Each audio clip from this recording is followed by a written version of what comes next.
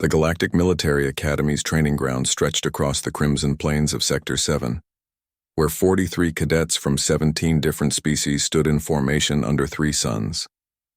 Among them were Anna Chen and Lewis Park, the only 2 humans in their cohort. Drill instructor Vexthor, a towering Krillian with 4 arms and exoskeletal plating, surveyed the group with 6 compound eyes. His mandibles clicked with satisfaction. Today we test endurance. You will complete the standard 10-kilometer circuit. Those who fail will be recycled to basic conditioning. The Zenthari cadets exchanged confident glances. Their species had evolved on a high-gravity world, their muscle density nearly twice that of most races. The Aetheron cadets, beings of pure energy housed in containment suits, hummed with electromagnetic confidence.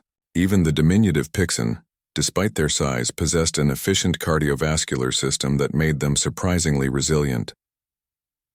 Anna stretched her legs casually, while Lewis checked his bootlaces. The other cadets paid them little attention. Humans were new to the galactic community, their physiology still being studied and catalogued. Most assumed they were somewhere in the middle of the spectrum, not particularly strong, not especially fast, just average. Begin. Vexthor's voice boomed across the field. The cadets surged forward. The Zenthari took an early lead, their powerful legs eating up distance. The Aetheron glided smoothly, expending minimal energy. Anna and Lewis settled into an easy pace near the middle of the pack, their breathing steady and controlled. By the 3rd kilometer, the first cracks appeared. A Pixen cadet stumbled, gasping. The thin atmosphere of the training planet, calibrated to be challenging for all species, was taking its toll. Vexthor observed from his hovering platform, making notes on his datapad. At 5 kilometers, the halfway mark, the Zenthari, who had led the charge, began to slow dramatically. Their faces had taken on a grayish hue, their enhanced muscles burning through oxygen faster than their lungs could replenish it. One by one they fell back, some dropping to their knees. "What's wrong with them?" Lewis asked Anna quietly as they maintained their pace. "Sprinters, not marathoners," Anna replied, barely winded. "Big muscles need lots of oxygen." The Aetheron cadets were faring better, but even they were beginning to flicker, their energy reserves depleting faster than anticipated. The course had been designed to push every species to their limits, calibrated by decades of data on countless physiologies. But there was no data on humans. Not enough, anyway. By kilometer 7, only 15 cadets remained mobile. The Zenthari captain, Corvin, who had mocked the humans during orientation, was on his hands and knees, dry heaving. The Aetheron, who had claimed energy beings were superior to flesh, had dimmed to barely aglow. Medics hovered nearby, ready to intervene if anyone approached critical distress. Anna and Lewis ran on. Their pace hadn't changed. Their breathing, while elevated, remained rhythmic and controlled. Sweat poured down their faces, but they showed no signs of the catastrophic failure afflicting the others. "Impossible," Vexthor muttered, his translator broadcasting his disbelief. He cross-referenced his data again. The humans should have collapsed by now. Every calculation, every metabolic model suggested they should be among the first to fail. At kilometer 8, Anna actually picked up her pace slightly. Lewis grinned and matched her. Behind them, the last of the Zenthari collapsed. An Aetheron's containment suit flickered and died, requiring emergency transport. A Dravix cadet, reptilian and cold-blooded, simply stopped moving, too exhausted to continue. "You think we should slow down?" Lewis asked. "We're making them look bad."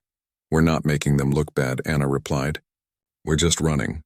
It's not our fault they can't keep up." They passed the 9-kilometer marker. Behind them, the training ground had become a triage center. 41 cadets were down. Only the 2 humans remained. Vexthor's mandibles clicked rapidly, a sign of extreme agitation in Krillians. He activated his communicator. "Director, we have a situation. The humans, they're still going. All other cadets have collapsed. The humans? Both of them?" Director Qualex's voice crackled through. The Eldari administrator had overseen the academy for 30 cycles. Nothing surprised her anymore. "Until now, affirmative. They show no signs of distress. Heart rates elevated but stable. They're not even slowing down." As Anna and Lewis crossed the 10-kilometer finish line, they came to a stop. Anna bent over, hands on her knees, breathing hard but recovering quickly. Lewis walked in small circles, cooling down properly. Vexthor descended on his platform, studying them with all 6 eyes. Explain this. Your species file indicates moderate endurance capacity. How are you still functional when Zenthari warriors have collapsed? Lewis and Anna exchanged glances. Anna spoke first. Instructor, with respect, humans evolved as persistence hunters. We chased prey for hours, sometimes days, until they collapsed from exhaustion. Our bodies are designed for this. Sweating keeps us cool. Our tendons store and release energy efficiently. We're not the strongest or the fastest, but we don't stop. It's called a runner's high, Lewis added helpfully. After a while, it actually feels good. Endorphins kick in. Some humans do this for fun. For fun? Vexthor's translator seemed to struggle with the concept. Anna nodded toward the finish line. Actually, instructor, if we're done here, I was thinking about running a few extra laps.